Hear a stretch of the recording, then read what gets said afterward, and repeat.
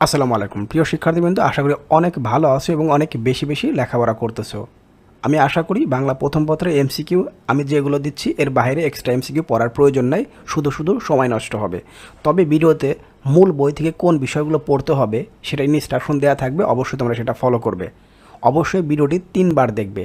আমি বিশ্বাস করি 3বার ভিডিওটি দেখো 25 থেকে 30টি প্রশ্ন তুমি কমন পেয়ে যাবে। সেটা কিভাবে সম্ভব?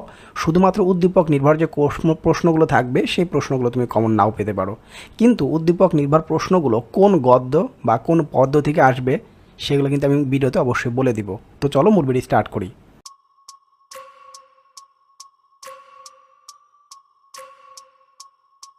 অপরিচিতা। প্রথম প্রশ্ন যেটা আছে সেটা হচ্ছে, পরিবারে অনুপমের আসল অভিভাবকটা কে ছিল? আমরা জানি সেটা হবে কে? মামা। এরপরে, থাকিবার মধ্যে ভিতরে আছেন মা এবং বাইরে আছেন মামা। অনুপমের এই উক্তিতে প্রকাশ পেয়েছে তার, আমরা দেখতে পাচ্ছি, অপারগতা, পর নির্ভরতা এবং লাস্ট হচ্ছে ব্যক্তিত্বহীনতা। অর্থাৎ আমরা উত্তর 3টা হিসাবে কাউন্ট করব। এটা যারা পড়েছো অবশ্যই ব্যাপারটা তোমরা জানো। তবে উত্তর নিয়ে কোনো ডাউট থাকলে অবশ্যই কমেন্টস করবে, আমি চেষ্টা করবো সেটা উত্তর দিয়ে দিতে।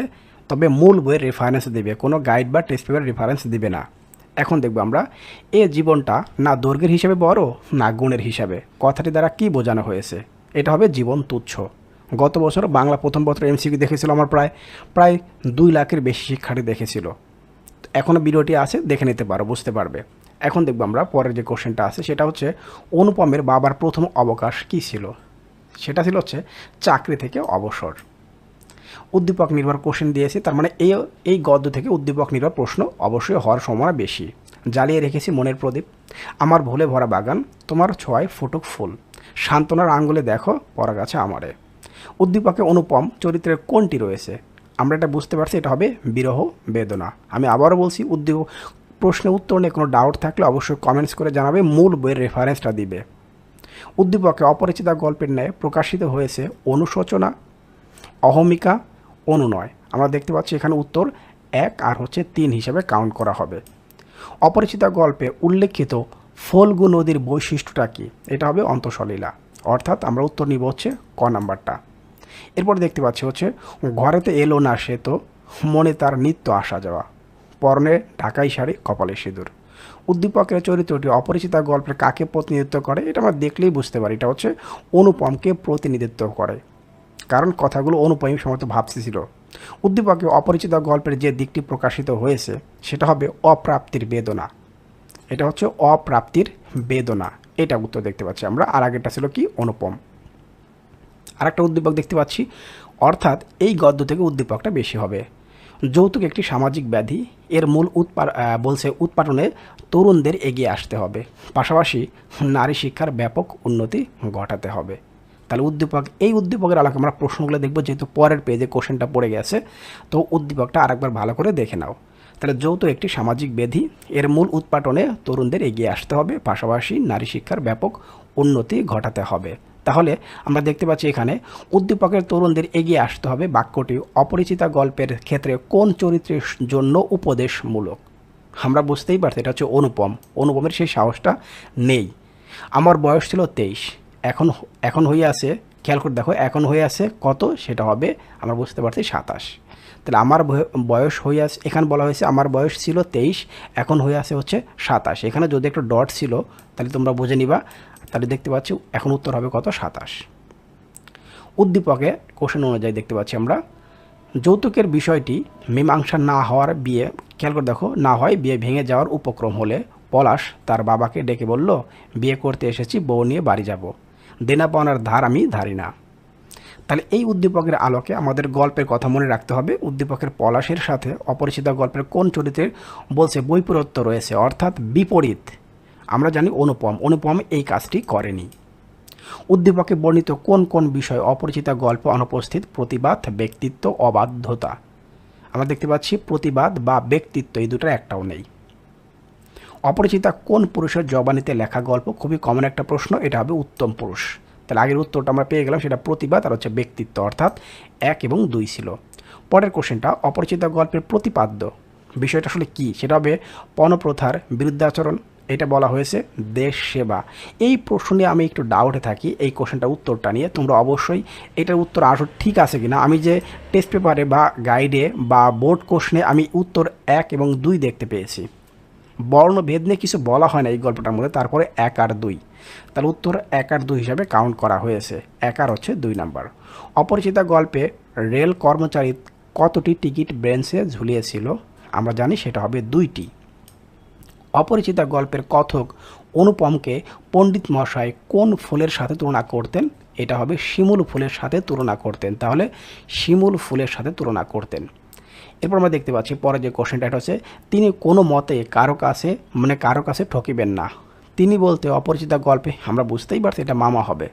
তাহলে উত্তরটা হবে কি? মামা। আসর জমাতে অদ্বিতীয় কে? সেটা হবে হরিশ।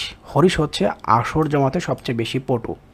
শ্বশুরের সামনে অনুপমের মাথা হেট করে রাখার কারণ কি ছিল? এটা ছিল মামার গহনা পরীক্ষার কারণে। মামা গহনা পরীক্ষা করে দেখতেছিলেন বারবার, এই জন্যই মূলত। কলিকাতার বাহির বাকি যে পৃথিবীটা আছে সমস্তটাকেই মামা আন্দামান দ্বীপের অন্তর্গত বলিয়া জানেন। অপরিচিতা গল্পের এ উক্তিতে মামার চরিত্রে যে বৈশিষ্ট্য ফুটে উঠেছে তা হলো কূপমণ্ডকতা। কূপমণ্ডকতা দেখতে পাচ্ছি আমরা, এটা হচ্ছে 4 নাম্বার উত্তর। কোন ঘটনায় অনুপমের মন পুলকের আবেশে ভরে গিয়েছিল? সেটা ছিল হচ্ছে বিবাহ না করতে কল্যাণীর পণ, এটা দেখে, অর্থাৎ গ নাম্বার উত্তর আমরা দেখতে পাচ্ছি। কোন ঘটনাকে অপরিচিতা গল্পের শীর্ষ মুহূর্ত বলা যায়? সেটা হবে শম্ভুনাথ কর্তৃক কন্যা সম্প্রদানে অসম্মতি, এইটাকে বলা হয়েছে শীর্ষ মুহূর্ত বলা হয়েছে। অপরিচিতা গল্পের কল্যাণীর বিয়ে না করার কারণ কি ছিল? সেটা কারণ ছিল হচ্ছে আত্মমর্যাদা, এই জন্য সে বিবাহ করেনি। অপরিচিতা গল্পের কল্যাণীকে আশীর্বাদ করতে যায় কে? সেটা ছিল হচ্ছে বিনু। বিনু আশীর্বাদ করতে যায়। এরপর দেখতে পাচ্ছি আমরা অপরিচিতা গল্পে মেয়ের বিয়ে হইবে না এ ভয় যার মনে নাই তার শাস্তির উপায় কি? উক্তিতে প্রকাশ পেয়েছে শম্ভুনাথ বাবুর সাহসিকতা। বাকি যে অপশনগুলো আছে তার সাথে মিল করলে শম্ভুনাথ বাবুর সাহসিকতা এটাকে বোঝাচ্ছে। বেহাই সম্প্রদায়ের আর যাই হোক কি থাকা দোষের? এটা হবে হচ্ছে তেজ। তেজ থাকা দোষের, তেজ দেখানো যাবে না। অপরিচিতা গল্পে লেখক মূলত কি প্রকাশ করতে চেয়েছেন? এটা হচ্ছে তৎকালীন যৌতুক প্রথা, এইটা প্রকাশ করতে চেয়েছেন। অর্থাৎ উত্তর হবে 4 নাম্বারটা, তৎকালীন যৌতুক প্রথা। তবে চলুন আপনাদের গাড়ি বলিয়া দেই। উক্তিতে প্রকাশ পেয়েছে শম্ভুনাথ সেনের, এটা হবে প্রত্যাখ্যান, মানে তাদেরকে প্রত্যাখ্যান করেছেন, এইটা এখানে বলা হয়েছে। আমার ভাগ্যে প্রজাপতির সঙ্গে পঞ্চস্বরের কোনো বিরোধ নাই, অর্থাৎ বিয়ের সঙ্গে প্রেমের বিরোধ নাই, এইটা বোঝানো হয়েছে। কল্যাণী মাতৃ আজ্ঞা বলতে কি বুঝিয়েছেন? সেটা হবে দেশের প্রতি দায়বদ্ধতা। কল্যাণী মাতৃ আজ্ঞা বলতে কি বুঝিয়েছেন? দেশের প্রতি দায়বদ্ধতা। ঠাট্টার সম্পর্কটাকে স্থায়ী করিবার ইচ্ছা আমার নাই, এ উক্তিতে কি প্রকাশ পেয়েছে? সেটা হচ্ছে বলিষ্ঠতা। দেখতে পাচ্ছি বলিষ্ঠতা বোঝানো এখানে হয়েছে। মামা অনুপমদের সংসার প্রধান গর্বের সামগ্রী কেন? সেটা হচ্ছে আশ্চর্য পাকা লোক বলে, সে সব বিষয় পাকা, আশ্চর্য পাকা লোক বলে। 27 বছরের জীবনটা বড় নয় দৈর্ঘ্যের হিসাবে, গুণের হিসাবে, অর্থাৎ উত্তর আমরা 1 আর 2 হিসাবে কাউন্ট করব। এরপর দেখতে পাচ্ছি আমরা অপরিচিতা গল্পের কনের বাপ কেন কেবলই সবুর করছেন? এটা হবে দেখতে পাচ্ছি বরের হাট মহার্ঘ বলে, এই একটা, আরটা হচ্ছে যোগ্য বর খুঁজে না পাওয়ায়। তার উত্তর হচ্ছে 2 আর হচ্ছে 3। এই ছিল আমাদের অপরিচিতা গল্পের মোট 35টি এমসিকিউ। এখন আমরা দেখব বিলাসী গল্পটা। বিলাসী গল্পে মৃত্যুঞ্জয় প্রসঙ্গে সুনাম কথাটি দ্বারা কি প্রকাশ পেয়েছে? আসলে এটা হবে দুর্নাম। সুনাম বলতে এখানে দুর্নামকে বোঝানো হয়েছে বিলাসী গল্পে। মৃত্যুঞ্জয়ের সুনাম দেখো। বিলাসী গল্পে কে মৃত্যুঞ্জয়ের চিকিৎসা করে? এটা হচ্ছে জ্ঞাতিখোরা। জ্ঞাতিখোরা কিন্তু তার চিকিৎসা করে। বলিলাম পৌঁছে দিতে হবে না, শুধু আলোটা দাও। উক্তিটিতে ন্যাড়ার যে মনোভাব প্রকাশ পেয়েছে সেটা হবে আত্মসম্মানবোধ। আত্মসম্মানবোধ। ইহা আর একটি শক্তি। উক্তিতে কোন শক্তির কথা বলা হয়েছে? সেটা হবে ভালোবাসা, এই শক্তির কথা বলা হয়েছে। আগেরটা ছিল কিন্তু জ্ঞাতিখোরা, আগের যে কোশ্চেনটা ছিলাম সেটার উত্তর। এরপর দেখি আমরা রোগা মানুষ সমস্ত রাত খেতে পারবে না, এখানে কোন খাবারের কথা বলা হয়েছে? এটা হবে রুটি। রুটিগুলো রেখে আসি, সারা রাত সে খেতে পাবে না, এই ধরনের একটা কথা ছিল। তিন্নি তথাকথিত নিম্ন বর্ণের মেয়ে, সে কর্মনিপুণ, বুদ্ধিমতী এবং সেবাব্রতী। সেই কারণে বলছে বিশু তাকে বিয়ে করেছে, কিন্তু নিম্ন বর্ণের হওয়ায় বিশুর পরিবার তিন্নিকে মেনে নেয়নি। আমরা পুরো এই উদ্দীপকটা দেখেও বুঝতে পারি এটা বিলাসী গল্পকেই প্রতিনিধিত্ব করে। প্রিয় শিক্ষার্থী, উদ্দীপকে বিলাসী গল্পের যে দিকটি ফুটে উঠেছে সেটা হবে জাতিভেদ। উদ্দীপকের তিনটি চরিত্রে যেসব বৈশিষ্ট্য বিলাসী গল্পে পাওয়া যায় সেটা আমরা দেখব হচ্ছে, দেখো আবার বলতেছি, কর্মনিপুণ, সৌন্দর্যের অহংকার, এটা তো হবে না, সেবাব্রতী। তাহলে আনসার 1 এবং 3 হিসেবে কিন্তু আমরা কাউন্ট করব, কারণ আমরা বুঝতেই পারছি এটা কিন্তু উত্তর হবে না। এরপরে কিছু কিছু আসলে উদ্দীপক নির্ভর কোশ্চেন কমন পড়ার প্রয়োজন নেই, অটোমেটিক আমরা এমনি পারবো। মাঝে মাঝে আমাদের গুরু শিষ্যের সহিত বিলাসী তর্ক করিত। কী বিষয়ে? সেটা ছিল হচ্ছে শিকড় বিক্রি, এইটা নিয়ে, এই শিকড় বিক্রি এটা নিয়ে সে তর্ক করিত। বিলাসী গল্পের বিলাসী কিসের প্রতীক ছিল? এটা ছিল প্রেম নিষ্ঠার প্রতীক। তাহলে বিলাসী ছিল হচ্ছে প্রেম নিষ্ঠার প্রতীক। আমার পথ প্রবন্ধে লেখকের কর্ণধার কে ছিলেন? সেটা ছিল লেখক নিজে, যদিও আমার পথটা এখানে চলে আসছে, এটা বিলাসী গল্পের মধ্যে ঢুকে গেছে এই এমসিকিউটা।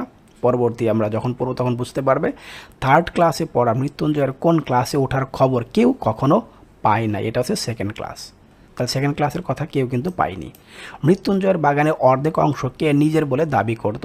আমরা জানি সেটা জ্ঞাতি খোড়া, এই যে খোড়ার কথাই হবে। মৃত্যুঞ্জয়ের সঙ্গে পাড়ার ছেলেরা উপযাচক হয়ে কথা বলতো কেন? দোকান থেকে খাবার খেতে, এইটার লোভেই কিন্তু করতো। মৃত্যুঞ্জয় কতদিন শয্যাগত ছিল? এটা ছিল 1.5 মাস বা 45 দিন। 1.5 মাস বা 45 দিন হিসেবে কিন্তু কাউন্ট হবে।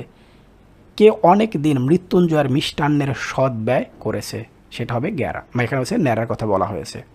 কে অনেক দিন মৃত্যুঞ্জয়ের মিষ্টান্নের সদ্ব্যয় করেছে? এটা হবে ন্যাড়া। কতদিন মৃত্যুঞ্জয় অজ্ঞান অচৈতন্য অবস্থায় পড়েছিল? সেটা হবে হচ্ছে 10-15 দিন। 10 থেকে 15 দিন সে পড়েছিল। তার আগেটা ছিল ন্যাড়া, এটা ছিল কত? 45 দিন।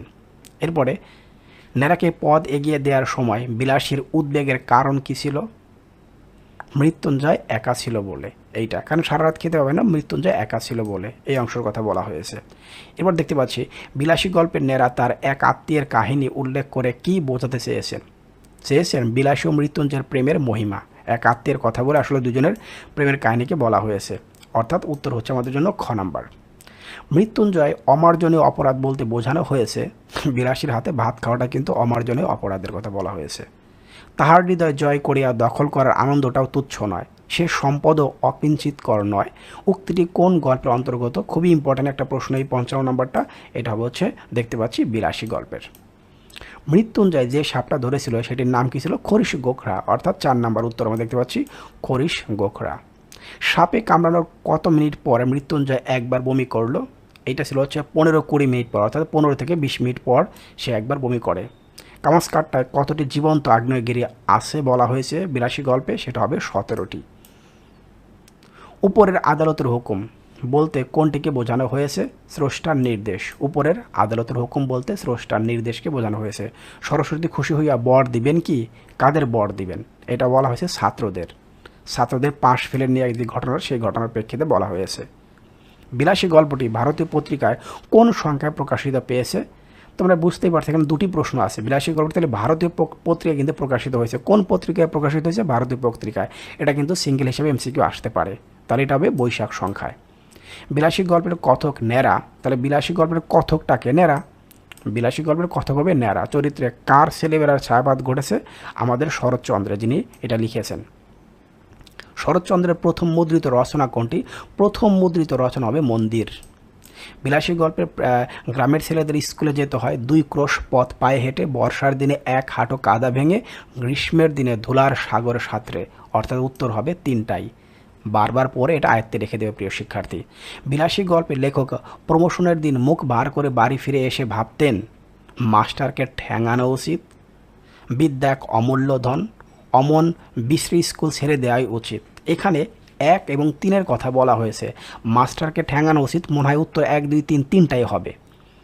আমি জানি না, এই কোশ্চেনটা নিয়ে আমার একটু ডাউট আছে, তোমরা অবশ্যই মূল বই দেখে বুঝে নিবা এটার উত্তর আসলে কোনটা হবে, 1, 2, 3 হবে না 1 আর 2 হবে। এটা তোমরা অবশ্যই কমেন্টস করে জানাতে পারো, ঠিকও থাকতে পারে।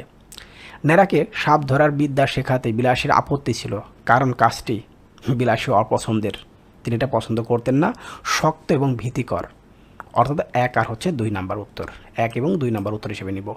বিলাসী গল্পে ফুটে উঠেছে 20 শতকের সমাজচিত্র, রক্ষণশীল মুসলিম সমাজচিত্র, রক্ষণশীল হিন্দু, আমরা জানি এটা হিন্দু সমাজচিত্র কথায় বলা হবে 1 এবং হচ্ছে 3 নাম্বার। বাবুরা আমাকে একটিবার ছেড়ে দাও, আমি রুটিগুলো ঘরে দিয়ে আসি। ওই যে একটু আগে আমরা একটা এমসিকিউ পড়ে আসলাম, সেখানে রোগা মানুষ সমস্ত রাত কিছু খেতে পারবে না, এই কথাটা বলা হয়েছিল। অর্থাৎ উত্তর হবে 1 আর হচ্ছে 2 নাম্বারটা, শিয়াল কুকুরে খেয়ে যাবে। আমরা দেখতে পাচ্ছি তিলার্ধ শব্দটি দিয়ে বিলাসী গল্পে বোঝানো হয়েছে তিল পরিমাণ সময়ের অর্ধ এবং হচ্ছে মুহূর্ত মাত্র। তাহলে অ্যান্সার হচ্ছে 1 আর হচ্ছে 2। আমরা এবার চলে আসলাম আমার পথ এই প্রবন্ধে। আমার পথ প্রবন্ধে প্রাবন্ধিক কীভাবে নিজেকে কর্ণধার করে তুলেছেন, এটা হবে আত্মসত্য অর্জনের মাধ্যমে। আমার পথ দেখাবে আমার সত্য, এই বাক্যে ফুটে উঠেছে আত্মপ্রত্যয়। আমার পথ প্রবন্ধ অনুসারে কিভাবে সত্যকে পাওয়া যায়, এটা বলা হয়েছে ভুলের মধ্য দিয়ে আমরা সত্যকে পাবো। প্রাবন্ধিক কাজী নজরুল ইসলামের মতে ভয় তাদের মধ্যে যাদের ভেতরে ভয় আসে। খেয়াল করে দেখো, তাহলে যাদের ভেতরে ভয় আসে, এবং একটা দেখতে পাচ্ছি 3 নম্বরে যারা আপন সত্যকে চিনতে পারে। কিন্তু আমরা তার কথা বুঝলাম না। আমার পথ প্রবন্ধে কার সম্পর্কে আলোচ্য কথাটি বলা হয়েছে, এটা বলা হয়েছে মহাত্মা গান্ধীর কথা বলা হয়েছে, অর্থাৎ খ নাম্বারে। এরপরে একেই বলে সবচেয়ে বড় দাসত্ব উক্তিটি দ্বারা আমার পথ প্রবন্ধের কোন দিকটি নির্দেশ করে, উত্তর হবে পরাবলম্বন। খেয়াল করে দেখো, পরাবলম্বন এইটা হচ্ছে পরের প্রতি অবলম্বন করে আপনি বেঁচে থাকবেন, সেটা কিন্তু হবে না। পরাবলম্বন এই বিষয়টাকে তোমাকে এখানে মানে বেশি মূল কথা হচ্ছে এই প্রবন্ধটা খুব ভালো মতো পড়ে নিতে হবে তোমাকে কয়েকবার। আমার পথ প্রবন্ধ অনুসারে নিষ্ক্রিয়তার ফল হলো, এটা হচ্ছে গোলামি করা। নিষ্ক্রিয়তার ফলটাই হচ্ছে গোলামি, অর্থাৎ গোলামি। আত্মাকে চিনলেই আত্মনির্ভরতা আসে বলতে কি বোঝানো হয়েছে, এটা হবে হচ্ছে স্বনির্ভরতা, অর্থাৎ নিজের প্রতি নির্ভর করতে হবে। আমার পথ প্রবন্ধ অনুযায়ী খুব বেশি বিনয় আমাদের কি করে, খুব বেশি বিনয় আমাদেরকে ছোট করে। খুব বেশি বিনয় আমাদেরকে ছোট করে মানে মানুষকে বেশি প্রাধান্য দেওয়াটা ঠিক না, একেবারে বেশি প্রাধান্য দিয়ে ফেলছেন আপনি, মানে ধ্যান জ্ঞান হয়ে গেছে আপনার কাছে, এরকম বিষয়গুলো অন্ধের মতো বিশ্বাস করা, এটা উল্টা আমাদেরকে ছোট করে। আমার পথ প্রবন্ধে কাজী নজরুল ইসলাম সবচেয়ে বড় ধর্ম বলতে কোন ধর্মের কথা উল্লেখ করেছে, এটা হবে মানুষ ধর্ম, মানে মানব ধর্ম। কর্নিশ শব্দের অর্থটা কি, কর্নিশ শব্দের অর্থ হচ্ছে অভিবাদন, তাহলে কর্নিশ মানে হচ্ছে অভিবাদন করা। আমার পথ প্রবন্ধে প্রকাশিত হয়েছে সত্যের স্বরূপ, এটা খুবই ইম্পর্ট্যান্ট একটা এমসিকিউ। সত্যের স্বরূপের কথা বলা হয়েছে। দেশে যা কিছু মিথ্যা তাকে দূর করতে কি প্রয়োজন হবে, আগুনের সম্মার্জনা প্রয়োজন হবে, আগুনের সম্মার্জনা। দেশের যা কিছু মিথ্যা তাকে দূর করতে। আমার পথ প্রবন্ধ অনুসারে ভুলের মাধ্যমে সত্যকে পাওয়ার উপায় হলো নিজের ভুল স্বীকার করে নেয়া। ভুলের মাধ্যমে সত্যকে আমরা পাবো, নিজের ভুলটা স্বীকার করে নেয়া। আমার পথ রচনায় কাজী নজরুল ইসলাম কিসের চেয়ে অহংকারকে ভালো বলেছেন, এটা বলেছেন মিথ্যা বিনয়ের চেয়ে অহংকার ভালো, এটা বলেছেন। তাহলে মিথ্যা বিনয় অনেকে দেখায়। গান্ধীজির শেখানো নিজের উপর অটুট বিশ্বাস বলতে আমার পথ প্রবন্ধে বোঝানো হয়েছে আত্মজাগরণ, নিজের উপরে অটুট বিশ্বাস, হ্যাঁ আমি যেটা করছি এটাই সঠিক, এরকম। আমার পথ প্রবন্ধ অনুসারে আমরা পরাধীন যে কারণে, আমরা হচ্ছে বলছে স্বাবলম্বনহীনতার কারণে। এক কথা হচ্ছে আমরা স্বাবলম্বী না, আমরা নিজের উপর নির্ভর করতে পারি না। আমার পথ প্রবন্ধে লেখকের কর্ণধার কে ছিলেন, তিনি ছিলেন হচ্ছে নিজে, লেখক নিজেই কর্ণধার প্লাসের ছিলেন। আমার পথ প্রবন্ধে নজরুলের মতে বলছে পরাবলম্বন আমাদের কি করে তুলছে, নিষ্ক্রিয় করে তুলেছে। এটা আমরা কিন্তু আরেকটা এমসিকিউ দেখে আসছে প্রিয় শিক্ষার্থী, দাস করে তুলেছে। এই এমসিকিউগুলো কতটা ইম্পর্টেন্ট সেটা তোমরা আস্তে আস্তে বুঝতে পারবে। খুবই ভালো মতো করে 2 থেকে 3 বার দেখবে, আশা করি অন্য কোনো, এখানে টেস্ট পেপার নিয়েছি কোশ্চেন, টেস্ট পেপারের সমস্ত টেস্ট পেপারের কোশ্চেন এখানে কাউন্ট করা হয়েছে। মূল বইটা খুব ভালো মতো বিশ্লেষণ করা হয়েছে, সমস্ত বোর্ড কোশ্চেন আছে, এই জন্য এটাকে আমি বলেছি 3-in-1 সাজেশন। কাজী নজরুল ইসলামের প্রবন্ধ সাহিত্যের বৈশিষ্ট্য হলো সংস্কার সচেতনাজাত। তাহলে খেয়াল করে দেখো, সংস্কার চেতনাজাত বলছে প্রতিবাদী মনস্ক, আমরা দুটোই জানি, এটাই হবে। তাহলে অ্যান্সার হচ্ছে 1 আর হচ্ছে 2। ভুলের মধ্যে সত্যকে পাওয়ার উপায় হলো ভুল থেকে শিক্ষা নেওয়া, আত্মসচেতন হওয়া। তাহলে উত্তর হচ্ছে আমাদের কাছে 1 আর হচ্ছে 3। এরপর দেখতে পাচ্ছি আমরা ডোন্ট কেয়ার ভাব আনে উদ্ধৃতাংশ দ্বারা বোঝানো হয়েছে নজরুলের ভয়হীনতা, নিজের প্রতি প্রগাঢ় বিশ্বাস, সত্যে বলিয়ান হওয়া। তাহলে এই প্রবন্ধ অনুযায়ী আমরা দেখতে পাচ্ছি নিজের লাস্টে দুটি হবে, নিজের প্রতি প্রগাঢ় বিশ্বাস এবং সত্যে বলিয়ান হওয়া। তাহলে এখান থেকে উদ্দীপক নির্ভর প্রশ্ন কিন্তু হতে পারে। বিষয় সম্পর্কে পূর্ব ধারণা নিয়ে যে সকল শিক্ষার্থী এসেছিল কেবল তারাই শ্রেণীকক্ষের পাঠদান বুঝতে পারল। বোঝানোর জন্য শিক্ষক তো আসেনি, এই ভরসায় যারা শ্রেণীকক্ষে গিয়েছিল তাদের অর্জন শূন্য। খুব সুন্দর কথা এখানে বলা হয়েছে। উদ্দীপকের শিক্ষক আমার পথ প্রবন্ধের কার সাথে সাদৃশ্যপূর্ণ? গান্ধীজির সাথে। উদ্দীপক আমার পথ প্রবন্ধে যে অনুষঙ্গ ধারণা করে তা হলো দাসত্ব, বলছে পরাবলম্বন। তার উত্তর আমরা দেখতে পাচ্ছি 1 আর হচ্ছে 3 নাম্বারটা উত্তর হবে। আত্মাকে চিনলে আত্মনির্ভরতা আসে কেন? মানুষের আত্মশক্তি বৃদ্ধি পায় বলে। আমার পথ প্রবন্ধে মূল উপযোগ্য বিষয় কোনটা ছিল সেটা আমরা আগেই বলেছি। সত্যের, এখানে খেয়াল করে দেখো, সত্যের স্বরূপ সেটা বলতে পারে, অথবা ব্যক্তি সত্তার জাগরণ। ব্যক্তি সত্তার জাগরণ। আমার পথ প্রবন্ধে কাজী নজরুল ইসলাম নিজেকে নিজের ক্ষেত্রে তুলনা করেছেন যেটির সঙ্গে কর্ণধার, পথ প্রদর্শক, কাণ্ডারি। তার উত্তর এখানে 3টাই নেওয়া হয়েছে। কর্ণধার বলি আমরা, পথ প্রদর্শক বলি এবং কাণ্ডারি বলি। এরপরে দেখতে পাচ্ছি আমি আসি এই কথা না বলে আমরা বলতে লাগলাম। গান্ধীজি আসেন এই বাক্যে ভারতবাসীর যে প্রবণতা লক্ষণীয়, বলছে পরাবলম্বন, নিষ্ক্রিয়তা। তাহলে উত্তর হবে 1 আর হচ্ছে 2। ব্যক্তি সেদিনই আত্মনির্ভর করে হবে যেদিন সে আত্মাকে চিনবে, নিজ সত্যকে জানবে। উত্তর তাহলে দেখতে পাচ্ছি 1 আর হচ্ছে 2। আমরা চলে আসলাম মানব কল্যাণে। এক মুষ্টি ভিক্ষা দেওয়ার মাধ্যমে কোনটি ক্ষুণ্ণ হয়? ক্ষুণ্ণ হয় হচ্ছে মানব মর্যাদা ক্ষুণ্ণ হয়। খেয়াল করে দেখো, এখানে মানব কল্যাণ হবে। মানব কল্যাণে কিভাবে তার প্রকৃত সত্ত্বে উপনীত হয়? তাহলে মানব কল্যাণ কিভাবে তার প্রকৃত সত্ত্বে উপনীত হবে? সেটা হবে মানুষের সম্ভাবনাকে বিকাশের সুযোগ দানের মাধ্যমে। মানুষের সম্ভাবনাকে বিকাশের সুযোগ দানের মাধ্যমে। আবুল ফজলের সাহিত্যকর্মের অন্যতম মূল প্রতিপাদ্য কোনটি ছিল? সেটা ছিল হচ্ছে স্বদেশ এবং ঐতিহ্য প্রীতি। আমাদের প্রচলিত ধারণা আর প্রচলিত কথায় মানব কল্যাণ কথাটি কেন, মানে কোন অর্থে ব্যবহৃত হয়? আমাদের প্রচলিত ধারণা আর চলিত কথায় মানব কল্যাণ কথাটি কোন অর্থে ব্যবহৃত হয়? এটা হবে সস্তা, একদম সস্তা অর্থে এটা ব্যবহৃত হয়। এবার দেখতে পাচ্ছ, দান বা ভিক্ষা গ্রহণকারীর দীনতা তার সর্ব অবয়বে প্রতিফলিত হয়। কি সৃষ্টি করে? সৃষ্টি করেছে বিভৎস দৃশ্য। মানব কল্যাণের সোপান রচনা কার দায়িত্ব? এই দায়িত্বটা হচ্ছে রাষ্ট্রের। মানব কল্যাণ কখন ফলপ্রসূ হয় না? যখন মনুষ্যত্ব উপেক্ষিত হলে। আমাদের দেশে মানব কল্যাণের রূপ কুৎসিত কেন? এটা হবে জৈব অস্তিত্বের প্রতি সহানুভূতিশীল বলে। Relationship is the fundamental truth of the world of appearance. উক্তিটি কার? আমাদের রবীন্দ্রনাথ ঠাকুরের। তাহলে আজকে এই পর্যন্ত দিলাম। পরবর্তী পার্ট খুবই তাড়াতাড়ি তোমরা পেয়ে যাবে। পার্ট 2তে আমরা আরও সবগুলো প্রত্যেকটা পার্টে 100 বা 150 করে এমসিকিউ আলোচনা করব। 350 থেকে 360টি মতো এমসিকিউ হবে, সব মিলিত হবে। আশা করি এই এমসিকিউগুলোর বাইরে তোমাকে এক্সট্রা প্র্যাকটিস করতে হবে না। গদ্য 4টি, পদ্য 4টি দিয়েছি মাত্র সাজেশন, 3টা রচনা দিয়েছি। এগুলো দেখা না হয়ে থাকলে ফার্স্ট কমেন্টে দেখে রাখলাম, অবশ্যই তোমরা সেটা দেখে নেবে। আমার একটা এফবি পেজ আছে, সেটার লিঙ্কটা ফার্স্ট কমেন্টে দিয়ে রাখলাম, জয়েন করতে ভুলবে না। সবাই অনেক ভালো থাকো, আরও বেশি বেশি পড়ালেখা করো। শুভেচ্ছা নিরন্তর।